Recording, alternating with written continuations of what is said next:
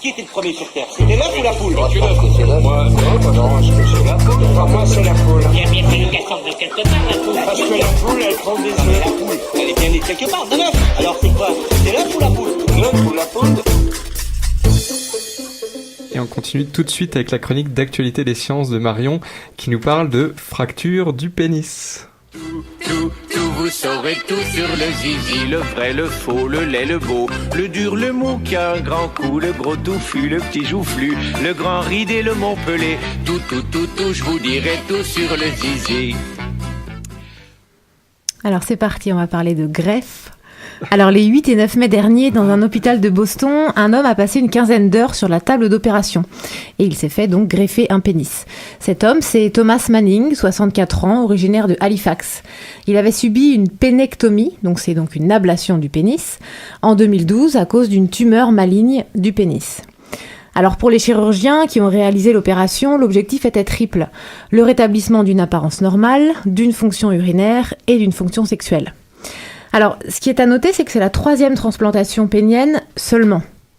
La première intervention de ce type a eu lieu en Chine en 2005. Le patient avait 44 ans et avait été victime d'une amputation du pénis quelques mois auparavant à la suite d'un accident de la circulation.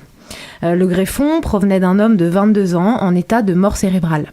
Il avait fallu réaliser une anastomose. Donc une anastomose, c'est une connexion entre les veines, les artères, les nerfs, l'urètre et les tissus, entre le greffé et le donneur.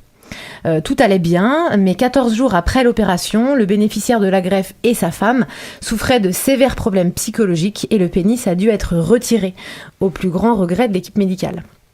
Alors la deuxième greffe de pénis s'est déroulée, elle, en Afrique du Sud, fin 2014.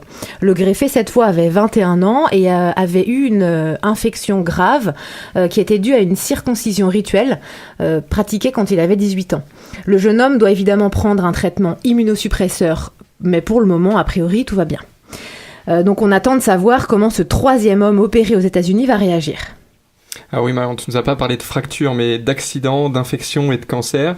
Qui sont les candidats potentiels à la greffe de pénis? Ne me regarde pas comme ça. Eh bien, figurez-vous donc en plus des cas cités, les soldats sont particulièrement concernés par ce type d'intervention chirurgicale.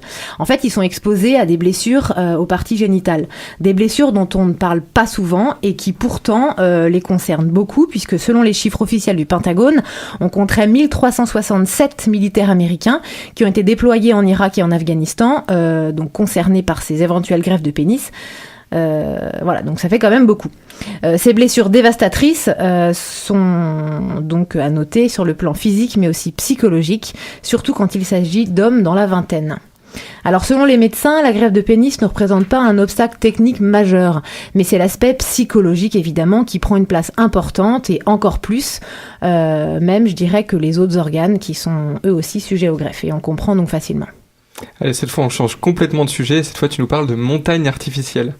Ouais, c'est ça, on s'en va aux Émirats Arabes Unis, là où rien n'est impossible. Alors là-bas, on trouve déjà les plus grandes îles artificielles de la planète, le fameux projet Palm Island à Dubaï.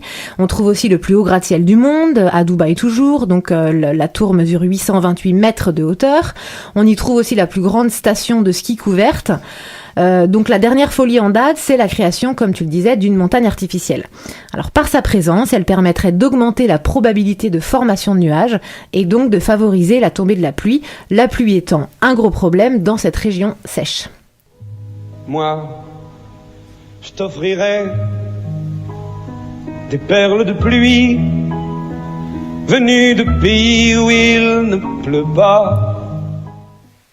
Alors le pays s'est tourné vers le Centre national de recherche atmosphérique américain et celui-ci devra imaginer une montagne. Première étape pour favoriser la venue de la pluie.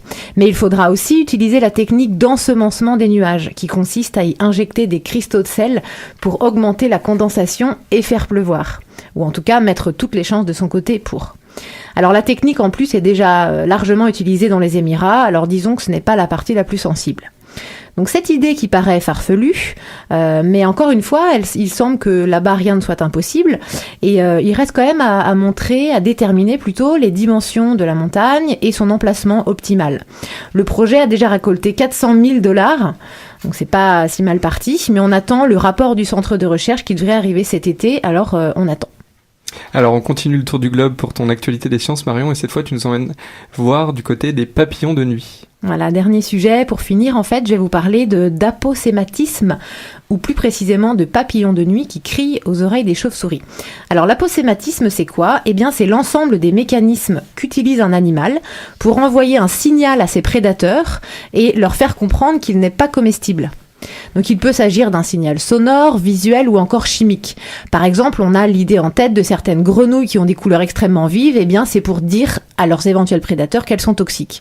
Ce qui est quand même sympa de prévenir. Alors on va revenir à nos papillons de nuit. Contrairement aux papillons de jour, ceux de nuit possèdent un appareil auditif. Alors cet appareil réagit aux mêmes fréquences que celles qu'utilisent les chauves-souris pour l'écholocation. Si bien que les papillons de nuit peuvent entendre les ultrasons émis par les chauves-souris et fuir ou bien se laisser tomber au sol. Alors les chercheurs américains ont trouvé mieux, puisque si le papillon peut entendre son prédateur arriver, peut-être qu'il peut aussi lui envoyer un signal dissuasif.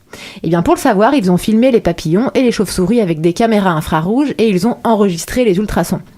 Leurs résultats sont parus dans la revue PLOS ONE le 20 avril.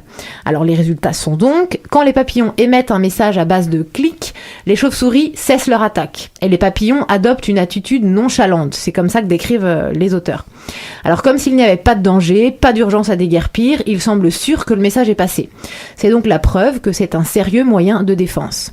Et je n'ai pas trouvé de chute, alors bon vent et à très vite.